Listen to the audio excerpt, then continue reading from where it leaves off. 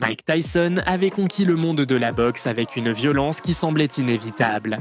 À 21 ans, il était déjà champion du monde incontesté, invaincu, craint. Chaque combat n'était pas un événement sportif, c'était une exécution annoncée. Mais ce soir-là, le défi était différent. Tony Tucker n'était pas un simple prétendant. Grand, intelligent, invaincu.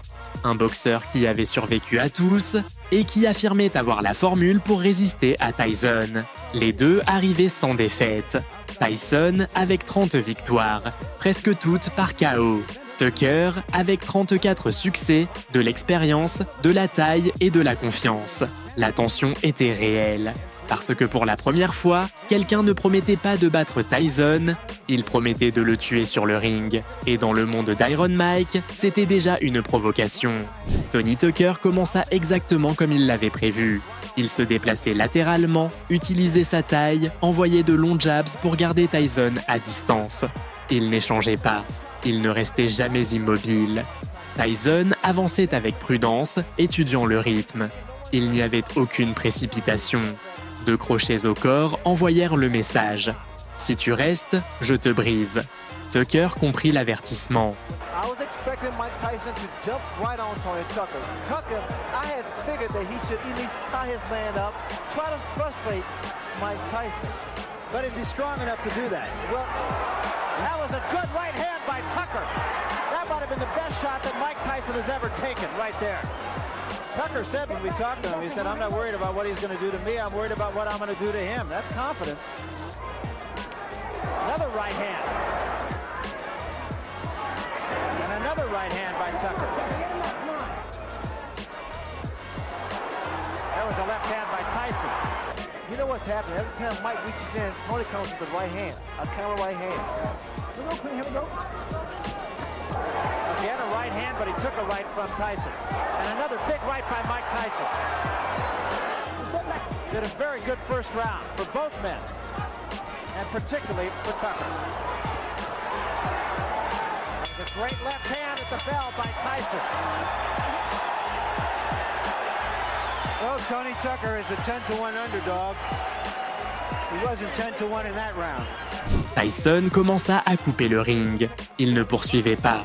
Il enfermait. Tucker continuait de bouger, mais chaque pas devenait plus coûteux. Un crochet du gauche secoua sa tête, un autre au corps lui vola son souffle. Ce n'était pas encore une attaque totale, c'était de l'usure.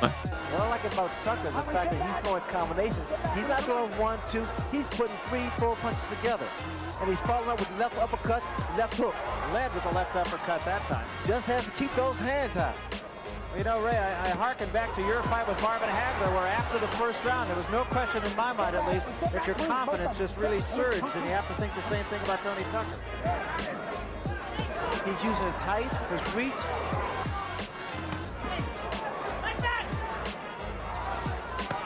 Good body shot by Tyson. That's exactly what Kevin Rooney was telling him to do in the corner.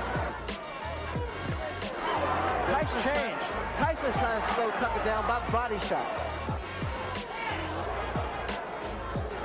Tyson, two good jabs. That was a good example. That uppercut was going to do the job over and over again. That was a left hand by Tyson, but it did not appear to hurt Tucker. Le public sentit le changement. Tucker était toujours debout, mais il ne contrôlait plus la distance. Tyson entrait avec des combinaisons courtes, violentes, chirurgicales. Uppercut, crochet, pas de côté. Le corps de Tucker commençait à le trahir. Son avantage physique s'effondrait. This is the third round. A lot of people did not think it would go this far. Mills Lane very take charge as a referee. No nonsense guy. Tucker with another left hook to the head of Mike Tyson. There was a good right hand again by Tucker. In close, catching Tyson on the way in. He's finished with the left hook, Barry. What's allowing Tony Tucker to get that hook and that uppercut in? What's happening is the lateral movement that Tucker has, his jab, he's catching Mike as Mike's going and coming in with his head. The uppercut has been doing a tremendous and very effective job here. That was a good left hand, and that staggered Tony Tucker.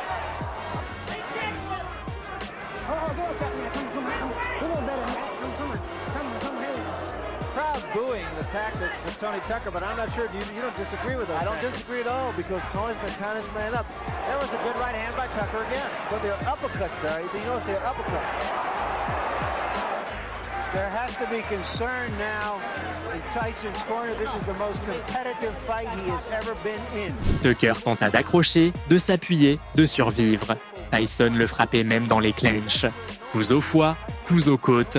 Chaque round était une facture qui s'accumulait. Tyson ne cherchait pas le KO rapide. Il voulait le briser.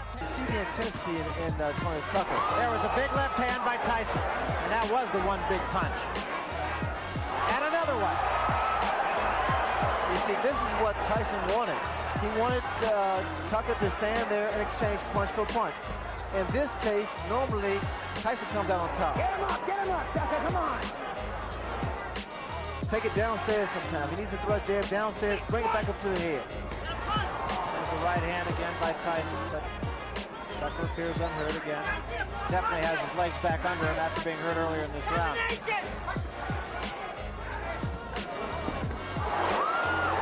Good shot. And Tyson with another left hand. Tyson has settled down in that round, going for a long fight now. Now he knows he just has to fight him, hit him, and if the knockout comes, it comes. Tony Tucker montra du cœur. Beaucoup. Il continuait de bouger, lançait des jabs, essayait de respirer. Mais ses coups n'étaient plus une menace. Tyson avançait sans respect. Chaque combinaison poussait Tucker un pas de plus vers l'effondrement. Tyson got the better of that exchange. I noticed that Tony Tucker's left hand is starting to jump. That could be very, very inviting for a counter right hand. A lead-off right. There's the left hook.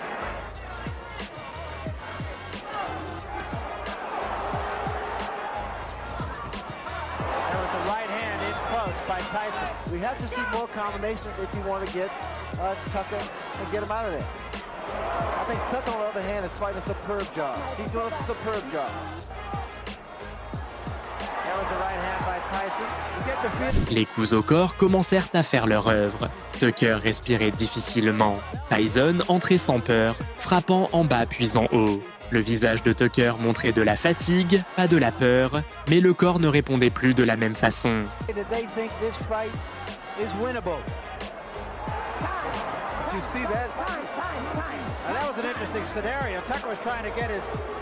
Handlers and seconds out of the ring. The bell had rung. They were so excited about the prospect of possibly winning the fight, they forgot to put his mouthpiece in. You can understand now, Ray, why Michael Spinks didn't want to fight Tony Tucker. So I think Tony Tucker has surprised a lot of people. Right hand by Tyson. Tucker's going to want him not to tie his man up, which I think is a good move because it doesn't allow Tyson to punch. But actually instead they wanted to push Tyson off and go at him, which I think would be a costly mistake. Well, pushing a man off doesn't necessarily help because you expending energy by pushing a man off. Right hand by Tyson backs Tucker up. And what Mike has to do is move to his left to cut his man off. Tyson looks right now like he's in it for the long haul here. And there was a big right hand. Tucker says, no, I'm not hurt. I've always found that to mean I'm hurt. And he took another right hand, got cute, and paid the price. I think he's watched my fight before. Yeah, I think he has too. I think his timing is not as good as yours. Let's take a look at that right hand that Mike Tyson got in. Yeah, you see him use the left hand just as a way to get in and then firing the right behind it. Now this is good fighting now that he's settled down. The great fighters don't go out looking for a quick knockout. The great fighters go out and fight. And when the opportunity for the big punch comes in, they take it. Le champion augmenta le rythme. Des combinaisons plus longues, plus d'agressivité. Tucker pouvait à peine répondre. Chaque fois qu'il tentait de bouger, Tyson était déjà là, coupant, frappant, pressant. Predominantly a boxer. Tyson, of course, a banger. But his jab does allow him to work in. But there was a rumor about Tyson's, or rather Tucker's right hand, that he had injured his right hand, and that's why he backed off training for the last few days. That was 3 consecutive left hooks thrown by Tony Tucker. You don't see that from a big man.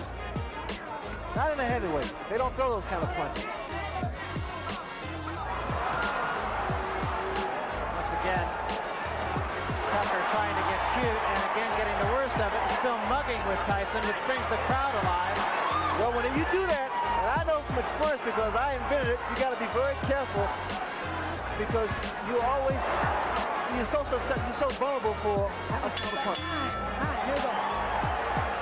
Ce n'était plus un combat pour le titre, c'était une épreuve de résistance. Tucker restait debout par orgueil, pas par contrôle. Tyson le dominait physiquement et psychologiquement. Le chaos n'arrivait pas, mais la domination était totale. I like that in Mike Tyson because he's doing combination again. Well, in a fight of this intensity, this magnitude, when you're fighting, you really don't feel it because those adrenaline's flowing, and you don't feel the pain. He did throw a right uppercut there, which missed. His knee seemed to buckle for a second. Right hand up on the top of the head. Tucker était épuisé. Chaque coup au corps semblait le plier en deux. Tyson continuait d'attaquer avec froideur, sans perdre la forme, sans perdre l'équilibre, comme s'il savait que la fin était déjà écrite.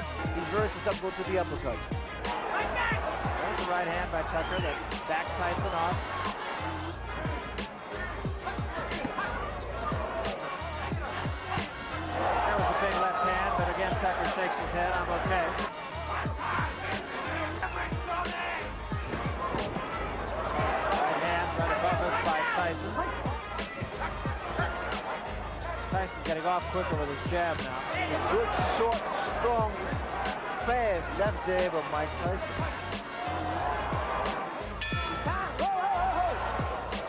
Now it appears the instinct for self-preservation has kicked in with Tucker. More interested in defending himself than in attacking his opponent. Le public comprenait une chose très claire. Tucker n'allait pas gagner. Il essayait seulement de finir debout. Tyson le châtia sans pitié, mais sans se désorganiser. Une démolition méthodique. Well, if in fact ring generalship is a key factor in judging a fight, I really do believe that since about the 5th round, Mike Tyson has been in charge of the fight. He has been the aggressor. Mike has not been able to land the kind of punches we've seen in the past. And the reason for that is because of the way that Tony Tucker is approaching and has approached this fight. All right.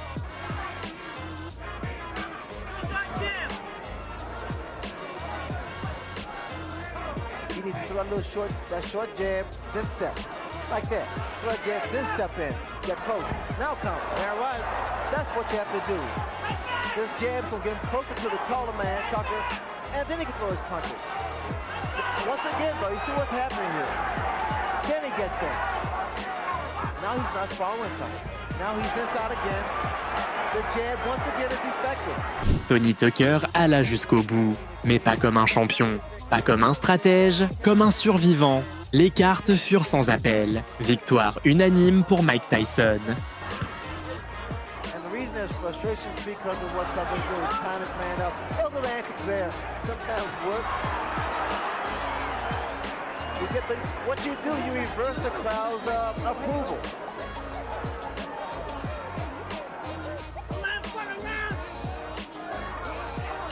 I mean, just check out Tony Tucker. He's a man of confidence. All right, both of you, come on, let's box a little bit. Quick grab. Come on, let's go. That was a big left hand. Tucker says, no, I'm all right.